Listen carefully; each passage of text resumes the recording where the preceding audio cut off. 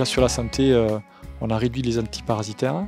Et après, ce qui était intéressant au niveau GI2E, c'était de voir que l'alimentation à l'herbe apporte un plus sur l'équilibre des acides gras et que l'alimentation à l'herbe à l'extérieur était encore meilleure que l'herbe stockée en foin, avec peut-être un effort à faire pour avoir des récoltes de foin qui soient les plus jeunes possibles, puisque plus le foin est mature, moins les équilibres acides gras sont intéressants pour la qualité du lait, et qu'on doit retrouver peut-être sûrement dans le yaourt et le fromage. Notre troupeau, il pâture le COS le plus possible, donc on l'avait fait pâturer à peu près de avril à décembre. On essaie vraiment de respecter leurs besoins. On transforme notre lait, on fait du fromage, donc on fait de la tome, du yaourt, des pérailles, et on vend tout en vente directe. On respecte l'agriculture biologique, donc on essaie de proposer un produit de qualité aux gens. Complètement arrêter, voire ou au moins réduire fortement l'utilisation des antiparasitaires parce qu'on a une démarche en bio depuis très longtemps.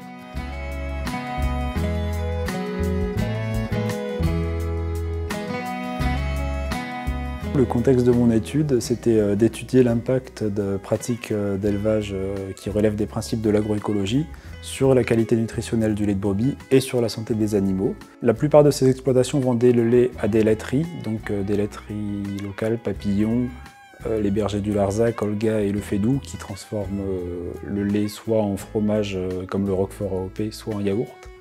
Et on avait aussi 2 exploitations qui produisaient du lait et le transformaient directement dans la ferme. Dans ces élevages, on a fait 4 prélèvements de lait au début de la période de traite, tout s'est espacé d'1 mois, qu'on a ensuite analysé par chromatographie en phase gazeuse pour pouvoir avoir le profil d'acide gras des laits et donc des informations sur leur qualité nutritionnelle en fonction des pratiques d'élevage. Les 3 principaux résultats de cette étude, c'est que plus on augmente la part de fourrage dans la ration des animaux, plus il y aura d'oméga 3 dans le lait, donc les oméga 3 c'est des acides gras qui sont essentiels pour la santé humaine. Aussi, le pâturage des animaux permet d'augmenter l'acide vaccinique dans le lait, qui est un acide gras avec des effets très bénéfiques sur la santé humaine. Et le 3e point, c'est qu'une bonne qualité du lait passe par une alimentation équilibrée en énergie, en protéines et en fibres.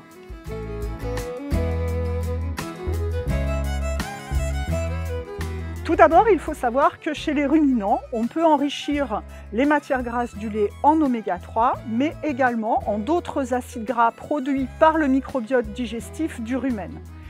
C'est unique chez les ruminants parce que ce rumen, qui contient les bactéries et les microbiotes qui vont produire ces acides gras, est situé avant l'estomac, ce qui permet à ces animaux de bien les absorber et de pouvoir les excréter dans le lait. Le meilleur moyen de favoriser ces acides gras d'intérêt pour le consommateur, c'est le pâturage et l'herbe conservée soit sous forme de foin, soit sous forme d'ensilage. Et plus la prairie va être diversifiée, meilleur va être cet enrichissement.